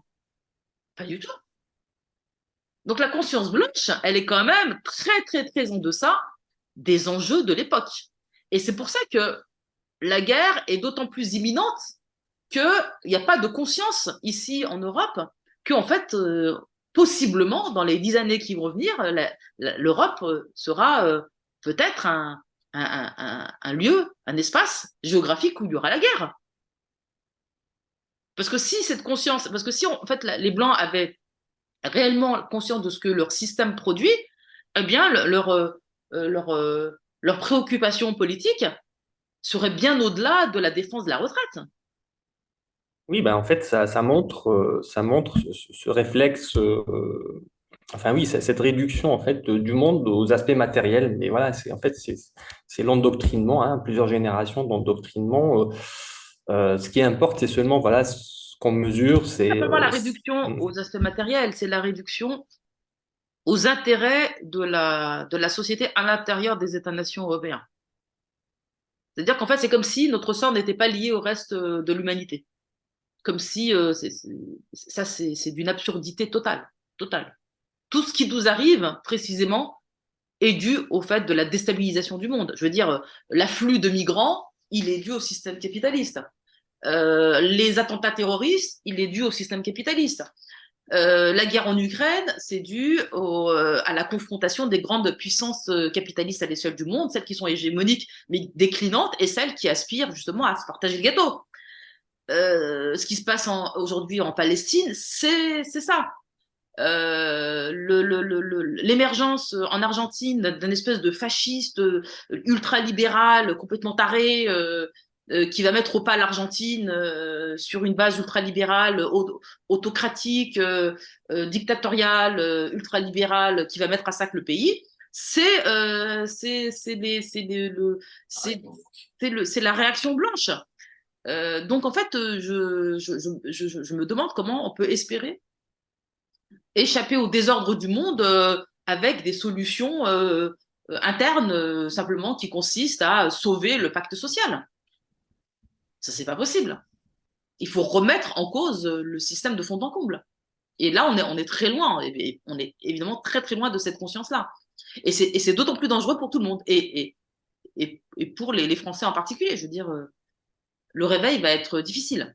oui, alors moi je me suis barré il y a longtemps, voilà, donc j'ai fait mon choix. Hein, Oui, mais se comment dire? barrer, alors je comprends hein, qu'il faille se barrer, mais la situation en Tunisie, elle n'est pas, elle est pas terrible. Hein. Je veux dire, la Tunisie qui se transforme en État racial, parce qu'en fait, c'est ça qui est en train de se passer avec la manière dont l'État tunisien et son gouvernement traitent la question des migrants et comment l'ensemble du Maghreb se fait le sous-traitant de la police européenne ou de la gendarmerie européenne au niveau de la répression des migrants.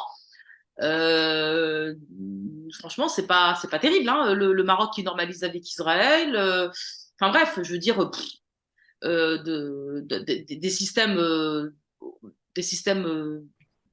plus ou moins dictatoriaux. Mhm. Voilà, bon. Enfin, J'ai l'impression qu'il n'y a pas beaucoup d'endroits sur Terre où on peut vraiment fuir. Parce que précisément, si on dit qu'on a affaire à une totalité, ben, la totalité, elle est partout. Elle est en Tunisie et elle est partout. Tout à fait. Tout à fait. Oui, mais du côté, enfin, pour revenir un petit peu justement à la guerre en Ukraine, je pense que les gens en Europe ont oublié qu'il y avait un certain moment là où en fait le gouvernement ukrainien est en train de bombarder une centrale nucléaire, celle de Zaporozhye, comment dire, qui était occupée par les forces russes, hein. Et en fait, il y avait ce risque. Bien sûr, s'ils avaient explosé comment dire, l'uranium qui était dans cette centrale, en fait, ça aurait créé, ça l'aurait dispersé dans l'atmosphère. Et le sens de rotation de la Terre étant ce qu'il est, ben, en fait, ça serait allé vers l'ouest et donc ça aurait arrosé l'Europe, hein. Donc ça, les gens, je crois, l'oublient, hein, ils ont oublié cet épisode un peu vite, mais voilà, il y avait un risque il y avait un vrai risque de retomber radioactif à ce moment-là. Bon, heureusement, c'est pas arrivé. Enfin, les forces ukrainiennes ont bombardé la centrale, mais ils n'ont pas visé vraiment la centrale, ils ont bombardé autour. Mais voilà, c'était quand même pas loin. Et tout à fait. Donc le risque, c'est vrai. Bon, ça c'est de l'arrogance des dominants. Même les hommes, nous les hommes, on est comme ça aussi, hein, dans nos relations avec, voilà, avec les femmes, les enfants. Ben voilà, on fait des choix irrationnels. Y compris contre notre propre intérêt, hein, voilà. Donc les blancs, ben, même chose, étant un groupe dominant, ben, eux aussi, ils font des choix irrationnels qui ultimement bien sûr vont aller contre leur propre intérêt. Passons à la question suivante. Alors oui, alors pour justement, alors d'un côté, dans votre ouvrage Beauf et Barbare, le dernier, vous avez mis en avant ces périodes glorieuses, on pourrait dire, pour les Blancs, hein, pour raviver cet imaginaire qui est un peu mort, on pourrait dire. Mais en fait, il faudrait aussi euh, supprimer certaines figures ou certains mythes, comme l'a fait récemment Olivier Glog dans son ouvrage sur Albert Camus, Oublier Camus. Et en fait, voilà, il a fait un super travail de démantèlement, hein, de cette figure Camus, qui est bien sûr à la lèvre de tous les Blancs. Et puis voilà, pour eux, Camus, c'est vraiment la référence. Alors qu'en fait, c'est un personnage extrêmement ambigu, on pourrait dire même pathétique, parce que voilà, il s'est jamais vraiment positionné pour les vraies causes. Il est resté dans cet espace un peu d'ambiguïté. Et en fait, les Blancs, enfin les Français en tout cas, les Français blancs sont vraiment très inspirés, très impactés par la figure de Camus. Enfin, moi, mes interactions avec les Français blancs, je vois bien, hein, ils sont vraiment complètement obnubilés par Camus. Et donc, ce qui est normal derrière, ils sont aussi dans cet espace d'ambiguïté, hein, ne sachant pas comment se positionner, notamment vis-à-vis des conflits créés par la France et l'Occident, ben, qui créent les vagues migratoires et puis tout un tas de problèmes. Mais voilà, en fait, c'est vraiment cette séparation mentale des choses qui est un exercice périlleux, évidemment. Mais voilà, donc quel est justement le rôle de Camus? Est-ce que vous voyez aussi de votre côté l'impact de personnages comme Camus sur la mentalité, on pourrait dire, des Blancs de France? Alors, d'abord, avant Glaug, Kateb Yassine avait déjà fait un sort à Camus depuis très longtemps. Donc nous, Algériens, nous savons qui est Camus et ce qu'il représente dans l'imaginaire et français et algérien. Donc pour nous, c'est un colon, ni plus ni moins. Je veux dire, il n'y a pas de bon ou de mauvais colon. Un colon, c'est un colon. Et donc c'est un ennemi.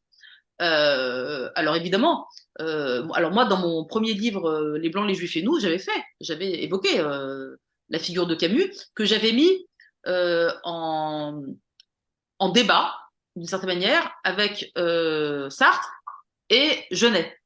Et en fait, pour moi, c'est une évidence. Je veux dire, il n'y a pas de discussion sur ce qu'est Camus. Et donc, pour moi, Camus, c'était la figure du colon. Et donc, ça veut dire une des dimensions de l'esprit français, colon et paternaliste. En face, Sartre, qui était un ambivalent, et enfin, Genet. Alors, Camus et d'une certaine manière Sartre, j'avais beaucoup insisté dans mon premier livre sur ces figures-là. Pourquoi? Parce que dans mon premier livre, je me suis beaucoup attardée sur la question de la bonne conscience blanche, celle qui permet à l'infini de reconduire le geste colonial. Et c'est Camus qui permet de reconduire le geste colonial. C'est Camus. Et c'est pour ça que les Blancs, dont je viens de dire qu'ils sont produits par une longue histoire de l'État racial intégral et qu'ils profitent de la domination coloniale, eh ben, ils ne peuvent que être attachés à un Camus qui est, d'une certaine manière, leur conscience tutélaire, celle qui leur permet d'exister en toute bonne conscience et de continuer à la fois à vivre en toute bonne conscience et de poursuivre le geste colonial. Bon, ça, c'est Camus. Alors, Sartre, c'est un peu différent, puisque comme on le sait, Sartre, il s'est positionné très très clairement contre la guerre, pour la dépendance de l'Algérie, donc on ne peut pas lui reprocher de ne pas être un anticolonialiste, et qui s'est heurté mentalement, moralement parlant, à la question d'Israël, qui a posé un problème moral à Sartre, probablement parce qu'il n'a pas été un vrai résistant, et qu'il a voulu se racheter à titre personnel à partir de la question des Juifs. Et alors, on peut discourir longtemps sur les raisons pour lesquelles Sartre a été un sioniste, un anticolonialiste sioniste. Mais c'est ça. Donc là encore, il y a quelque chose à détricoter par rapport à Sartre pour en finir complètement avec l'esprit colonial. Et puis enfin, il y a Genet. Alors Genet, ben, c'est le blanc dont on rêve, le blanc vers lequel tous les blancs de France et le prolétariat français devraient aller, c'est-à-dire qu'en fait, il devrait devenir la figure, si on veut aller vers un projet décolonial et en finir justement avec la totalité moderne, eh bien, il y a une conscience qu'il faudrait faire émerger, c'est la conscience Genet. Il faudrait la rendre hégémonique auprès du peuple blanc. Mais on est encore très, très loin de ça. On est encore très loin de ça. Oui, oui, c'est assez triste. Et puis il y a aussi d'autres personnages comme ça, historiques, qui sont des figures. Enfin, les Français, enfin, tu as dû subir ça, vous avez dû subir ça, Auria, à l'école de la République, mais un matraquage qui avait pour visée d'idéaliser des figures comme Ernest Renan, Ernest Laviste, Jean Jaurès ou Victor Hugo. Alors que, bah, par exemple, l'exemple de Victor Hugo, c'était un type qui avait encouragé, enfin, comme j'en parlais avec Olivier Lecourt-Grandmaison, il nous disait que Victor Hugo, en fait, il avait appelé à l'exploitation de l'Afrique, on pourrait dire, hein, dans son discours, je ne sais plus de quelle année, je remettrai le lien.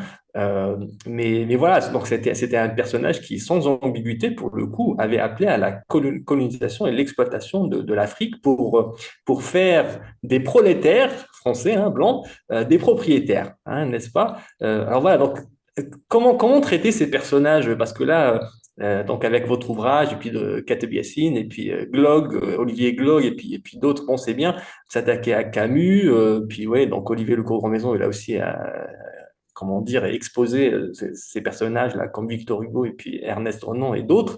Mais oui, alors, ce travail-là de démantèlement de tout cet édifice-là, est-ce que c'est par l'éducation, enfin, comment contrecarrer en fait les effets du système éducatif français? C'est un peu ça la question. Alors, moi, j'observe une espèce de tentative de la part des franges les plus éveillées, on dirait woke, de la société française et européenne en général, d'occulter, ou en tout cas de faire disparaître ou de condamner ces figures historiques de manière un peu superficielle et à mon avis artificielle. Euh, Quand de l'autre côté du champ politique, au contraire, on les encense, ou au contraire, voilà. Moi, je crois qu'il faut pas les ignorer et il faut pas faire de négationnisme. Moi, je suis pour assumer l'histoire. En fait, ils ont existé et ils étaient à l'image du projet français. Ils étaient à l'image du projet français, ils étaient à l'image de l'État racial intégral, ils étaient à l'image de l'État colonialiste français. C'est lui qui les a produits, en fait. Hein. Ils ne font que être une expression du projet. Bon. Alors moi, je suis pour les assumer, je ne suis pas pour faire disparaître ces figures, je ne suis pas pour faire du négationnisme, je ne suis pas pour faire ce que certains font, par exemple, avec par exemple, la BD Tintin, Tintin au Congo.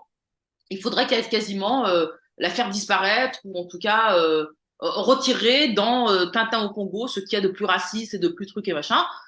Moi, je trouve que ça, c'est du négationnisme. C'est-à-dire que ça serait une manière d'occulter ce qu'a été le racisme français. Au contraire, il me semble qu'il faut des preuves de ce que ça a été et de les assumer comme telles. Alors, évidemment, on peut imaginer éditer des nouvelles BD de Tintin avec une mise en garde qui dit Tintin était raciste à cette époque-là. Mais on ne peut pas nier ce qu'a été Tintin, ça ne sert à rien. Ça serait d'une certaine manière nier l'histoire. Moi, je ne suis pas pour nier l'histoire. Je suis pour l'assumer pleinement et les figures, si elles ont existé, eh bien, ça ne veut pas dire qu'il ne faut pas les combattre. Mais il faut donc les remplacer, il faut transformer la France et donc la transformer avec un nouveau projet. Et donc dire exactement qui étaient ces personnages historiques. Mais pour en arriver à rétablir la vérité, il faut que notre camp prenne le dessus politiquement. Et donc on en revient encore une fois aux histoires de rapport de force. Parce que faire, à mon avis, de l'occultation, juste de l'occultation, sans transformer profondément les structures de l'État racial, pour moi, c'est de la cosmétique. C'est de la cosmétique, ça ne m'intéresse pas. Moi, je n'ai pas peur de regarder l'histoire et de dire ah bah, Hugo était raciste. Hein. Bah, il faut le dire, il faut dire Hugo était raciste. Mais pour qu'on puisse le dire, ah bah, il faut transformer les rapports de force dans ce pays qui sont loin pour l'instant d'être en notre faveur. Oui, effectivement, de façon censurer ou taire, c'est une manière de mentir. Et quand on construit les choses sur le mensonge, évidemment, ça tient pas très longtemps. Alors, ensuite, oui, alors, comment expliquez-vous le déclassement relativement brutal des Blancs dans ce qu'on appelle les centres impériaux, hein, voilà, donc c'est l'Europe, les États-Unis, et bon, les périphéries comme l'Australie, la Nouvelle-Zélande et d'autres. Voilà, les Blancs ont connu un déclassement assez brutal, c'est peut-être ces 20 dernières années, on pourrait dire. Et alors, on pourrait voir ça comme étant peut-être une, une augmentation de la cupidité et de l'appétit des bourgeoisies, des blocs bourgeois un petit peu partout à travers l'Occident. Ou ou alors, ça pourrait être aussi, on pourrait voir les choses de manière un peu plus objective parce que j'ai l'impression, enfin, il y a quelque chose qui est quand même pas mal occulté dans les débats, c'est les avancées technologiques qui permettent à ces bourgeoisies de se passer des blancs, en fait. Ils auront plus besoin d'acheter la paix sociale avec les blancs. Hein. Donc, je pense à plein de choses qui ont déjà été mises en place, par exemple l'hypermilitarisation de la police. Il y a aussi la surveillance de masse. Tout le monde a un smartphone et voilà, donc c'est très facile de surveiller les gens. Bon, on a vu un aperçu là pendant justement la pandémie. Hein, les gens, ils devaient remplir, en France en tout cas, ils devaient remplir une autorisation de sortie. Donc ça, c'était pas mal. Je sais plus comment ils l'appelaient, mais voilà, les gens devaient ouais, se contrôler eux-mêmes en quelque sorte. Et voilà, ils étaient potentiellement contrôlés par la police et sinon ils étaient verbalisés. Hein, donc voilà, les réflexes sont déjà là. Et puis il y a aussi l'intelligence artificielle qui arrive, hein, qui va permettre d'avoir ben, des robots à la place de flics. Alors le flic robot, évidemment, il est 1000 fois plus efficace qu'un flic normal, et puis il ferme pas les yeux. Hein. Si on est censé faire un truc, il va le faire. Voilà, donc ça va ça va changer pas mal de choses. Il y a aussi le crédit social hein, qui va très certainement arriver, notamment dans le cadre de l'Union européenne, s'il doit arriver enfin, en Europe ça sera certainement via l'Union européenne. Il y a aussi les CBDC, hein, donc ça, c'est les monnaies électroniques qui sont directement contrôlées par les banques centrales.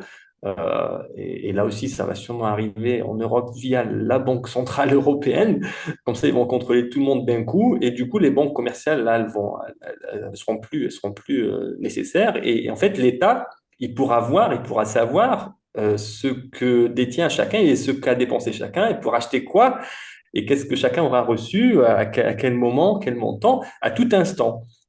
Et là aussi, il y a quand même un petit événement, un petit fait divers qui s'est passé au Canada, donc formidable démocratie là aussi occidentale, qui a quand même, lorsqu'il y a eu les manifs là, des camionneurs pendant la pandémie, et ben pour les faire rentrer tous chez eux, qu'est-ce qu'ils ont fait? En fait, ils ont gelé les comptes bancaires, voilà, des leaders, en tout cas de ceux qui se remuaient le plus. Et effectivement, ces gens-là sont tout de suite rentrés chez eux et le mouvement s'est arrêté tout de suite. Donc voilà, hein, enfin, les expérimentations, les premières expérimentations ont déjà été faites de toutes ces choses-là. Est-ce que vous pensez que c'est quand même un paramètre qui joue, hein, c'est-à-dire que aujourd'hui la bourgeoisie, elle a des outils qui lui permettent, la bourgeoisie blanche occidentale, qui lui permettent de se passer en fait des prolos, des prolétaires blancs, et donc elle n'a plus besoin d'acheter la paix sociale, et auquel cas effectivement les prolétaires blancs, là, ils vont descendre au niveau des indigènes vraiment pour le coup, parce que si elle a vraiment plus besoin d'eux, on ne voit pas l'intérêt de leur garder un quelconque privilège. Qu'est-ce que vous en pensez? Oui et non. Alors oui, évidemment, je suis d'accord avec tout ce que vous dites sur toutes les technologies qui sont développées par les classes dirigeantes pour contrôler la population, ça ne fait aucun doute. Et en même temps, je reste convaincue que ces classes dirigeantes ont toujours besoin de leurs prolétaires et d'une certaine forme d'ordre social, parce que sinon, le racisme ne serait pas aussi intense. Ils ont besoin, ils ont vraiment, vraiment, vraiment besoin de maintenir un niveau de racisme chez les prolétaires qui soit le plus haut possible. Et quand on voit CNews, quand on voit BFM, quand on voit la force avec laquelle depuis une vingtaine d'années, mais déjà avant, hein, je veux dire, c'est pas du tout nouveau. Hein, moi, je ne crois pas que le 11 septembre a été un accélérateur raciste, mais dans les années 80, à l'époque de Mitterrand, il y avait déjà du racisme, les immigrés, c'était déjà le centre du problème, etc., etc. Je veux dire, c'est vraiment pas quelque chose de nouveau. La question, c'est pourquoi ils ont besoin d'un tel niveau de racisme. C'est parce qu'ils veulent pouvoir continuer à compter sur la fidélité des Blancs. C'est pour ça. Donc, il me semble qu'à ce niveau-là, non, la technologie et tout ça ne suffit pas. Ils ont toujours besoin des Blancs. Ils ont besoin d'un peuple blanc qui leur soit fidèle et qui regarde le moins possible vers une alliance avec les indigènes. Le moins possible. Parce que ça, ce serait dangereux. Donc, c'est pour ça que c'est la raison pour laquelle Mélenchon est aujourd'hui la figure du diable. C'est parce que lui fait cette synthèse. C'est lui qui propose cette alliance des beaufs et des barbares, au-delà justement de la fracture raciale. Eh bien, ça, il me semble que c'est un projet tellement révolutionnaire. Quand je dis révolutionnaire, je ne dis pas révolutionnaire au sens où ce serait c'est révolutionnaire par rapport à la tendance générale, disons, des passions françaises. La tendance générale, elle va vers le racisme, elle va vers la haine, elle va vers la séparation, vers la division. Et là, on a un projet réunificateur Disruptif, ouais. qui tente l'unité. Bon, c'est de ce point de vue-là que je dis que c'est vraiment une rupture et il y a quelque chose de type révolutionnaire dans cette proposition. Et bien là, on voit bien qu'ils ont besoin de leurs blancs. À la fois, il faut qu'ils les trahissent. Pourquoi? Parce que le système capitaliste est un système concurrentiel. Et donc, il y a eu pendant 5 siècles une domination absolue de l'Occident. Aujourd'hui, c'est terminé. Aujourd'hui, on est dans une espèce de polarisation, plus qu'une polarisation, c'est-à-dire qu'en fait, on a affaire aujourd'hui à un monde où il y a des aspirants à la domination. La Chine, la Russie, l'Iran, des puissances régionales qui émergent, voilà. Et donc on est dans la concurrence, et là où effectivement, donc les bourgeoisies occidentales, elles sont plus les seules à se partager le gâteau. Et il va falloir qu'elles fassent avec les autres. Et c'est ça, le moment de crise qu'on est en train de vivre est un mouvement de crise qui n'est pas dû au fait qu'il y a aujourd'hui une alternative de type communiste à l'échelle du monde qui mettrait à bas le communisme. Il y a juste une alternative qui est capitaliste à tous les niveaux, sauf que les blocs qui se font face sont concurrentiels. Ils veulent tous leur part du gâteau. eh bien, c'est ça qui met le capitalisme occidental en crise. Occidental en crise. Parce que je ne suis pas sûre que le capitalisme chinois soit en crise. Je ne sais pas, je ne lui connais pas suffisamment. Mais celui qui est occidental, dont l'hégémonie est déclinante, celui-ci, il est en crise. Et c'est celui-ci qui est en train de, de trahir ces classes moyennes et inférieures et qui met à mal qui met à mal le pacte racial. Et en même temps, ils ont besoin de leurs blancs. C'est pour ça que le fascisme est une solution. C'est pour ça que le fascisme est une solution. Ils ont besoin d'un niveau de racisme qui soit le plus haut. Et donc le racisme, il sert précisément à maintenir la loyauté des petits blancs avec leur bourgeoisie. Donc ils ont besoin d'eux. Et quand on voit l'acharnement avec lequel ils maintiennent ce niveau de racisme, on voit bien que c'est vital pour eux. Et ça, il faut bien le comprendre, c'est vital. Oui, oui, effectivement, ça a du sens. Alors, en parlant de fascisme, justement, hein, alors une définition du fascisme avec laquelle je suis familier, enfin, vous me direz, Ouria, si c'est la même que vous partagez ou qui est un peu différente. Moi, avec laquelle je suis familier, c'est celle de Robert Paxton, qui a pas mal étudié le fascisme. Alors, pour lui, le fascisme, c'est un régime totalitaire avec une surcouche, comment dire, une surcouche de mythologie de suprématie blanche en l'occurrence dans le cas du fascisme occidental. Alors, la question, c'est quand à perdre les Blancs, parce que c'est une question importante quand même, quand à perdre les Blancs en cas de basculement vers un régime fasciste en France ou en Europe. Bon, la tendance, oui, clairement, effectivement, comme vous l'avez dit, la tendance, c'est d'aller vers le fascisme. Hein, c'est les extrêmes droites qui prennent le pouvoir un peu partout en Europe, en tout cas, au moins, qui augmentent dans les sondages et dans les résultats d'élections, pas que dans les sondages d'ailleurs. Qu'est-ce qu'ils ont à perdre, les Blancs, s'il y a un basculement de l'Europe, hein, on va se focaliser sur l'Europe, vers le fascisme? Alors j'allais dire, ils vont pas perdre leur âme, puisque l'âme, elle est perdue depuis longtemps dans le cadre du projet colonial, mais ils vont perdre leur liberté et ils vont perdre leur niveau social. Voilà. Ils vont perdre ces deux choses. Peut-être qu'ils sont prêts à perdre ça pour rester blancs.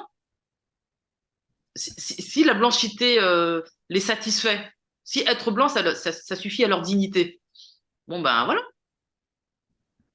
Peut-être que c'est pas très grave de leur point de vue, de perdre leur liberté et leurs conditions sociales et salariales, etc., etc. Ça, c'est voilà.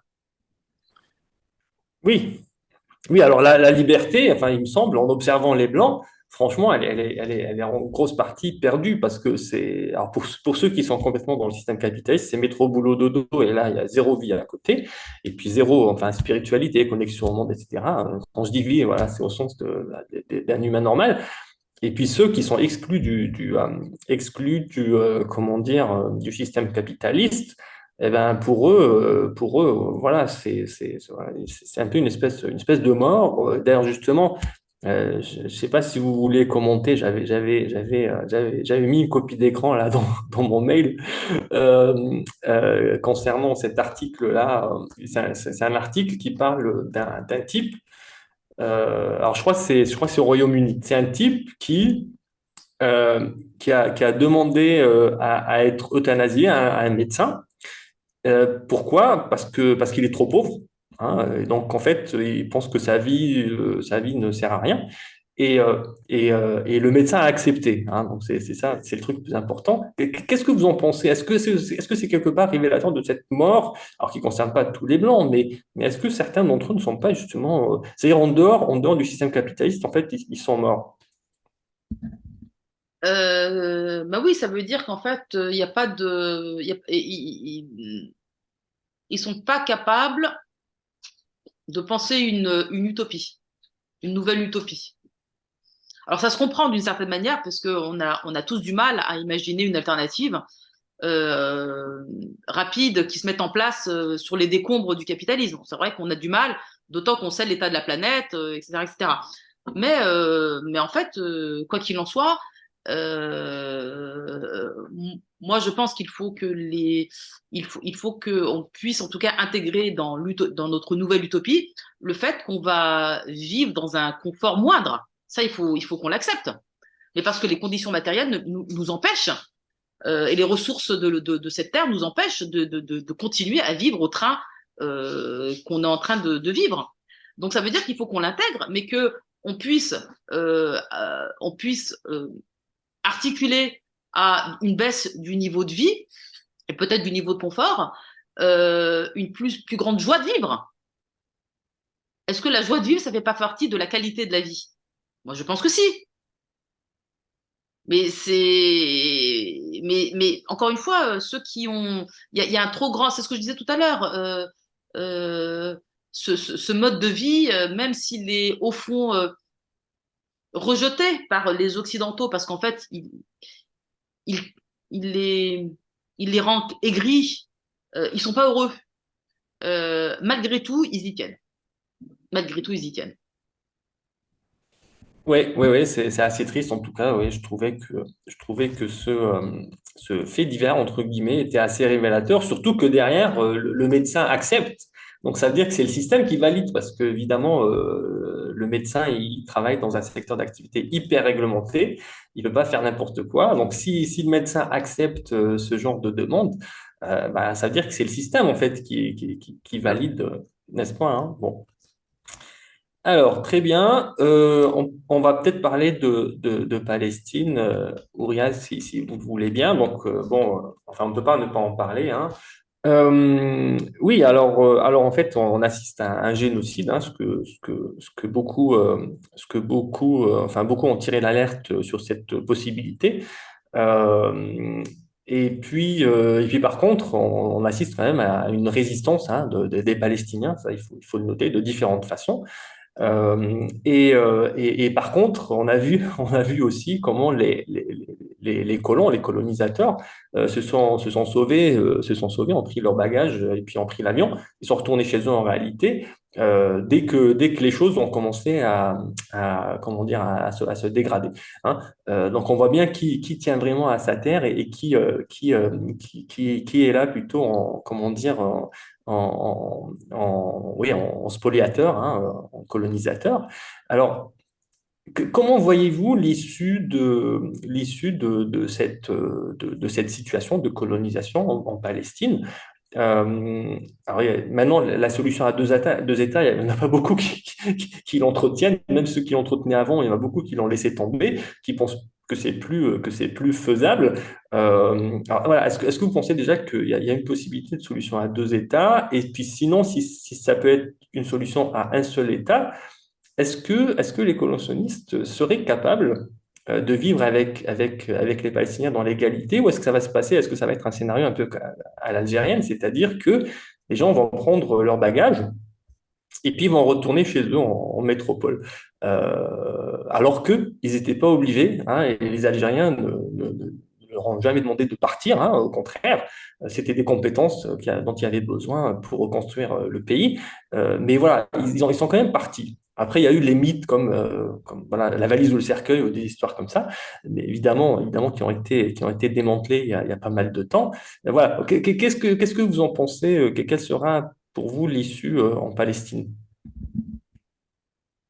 Alors d'abord, je pense que c'est le rapport de force qui déterminera le rapport de force à l'échelle de la résistance, mais aussi à l'international, bon, mondial. Donc ça, c'est une chose, c'est ça qui va déterminer la solution. Maintenant, je ne crois pas évidemment à la solution à deux États. Quant à la solution à un seul État, l'exemple algérien, à mon avis, ou sud-africain, à mon avis, ils sont très révélateurs de ce qui va nous attendre. Encore une fois, une société comme la société israélienne qui a été produite par le fait colonial, elle a produit un peuple ou une société avec les affects de cette histoire-là, à savoir des affects de colons, qui n'ont pas l'habitude de vivre à égalité avec les peuples qu'ils ont colonisés. Les Français sont partis parce que ça leur était intolérable de vivre dans une société à égalité avec les autochtones. Donc, ça ne sera pas pareil pour les Israéliens. Je veux dire, à part les Israéliens antisionistes qui mène le combat à partir d'Israël pour le démantèlement des institutions sionistes, donc la fin de l'État colonial, eh bien, moi, je pense ils seront très peu nombreux à pouvoir faire une révolution anthropologique. Voilà. Et ils ne la feront pas. Et probablement, ils ne la feront pas. Donc voilà, la solution, encore une fois, c'est une solution des rapports de force à l'échelle nationale, à l'échelle des rapports de force internationaux. La solution, bah, évidemment que je vois pas, pour moi, comme solution la plus viable que celle d'un seul État, disons, on va dire démocratique, pour utiliser les mots du commun. Mais j'ai du mal à penser qu'elle sera acceptable, notamment pour les Israéliens. Oui, bon, on est d'accord là-dessus, je crois. Bon, c'est notre histoire aussi, peut-être qui nous guide vers ce genre voilà.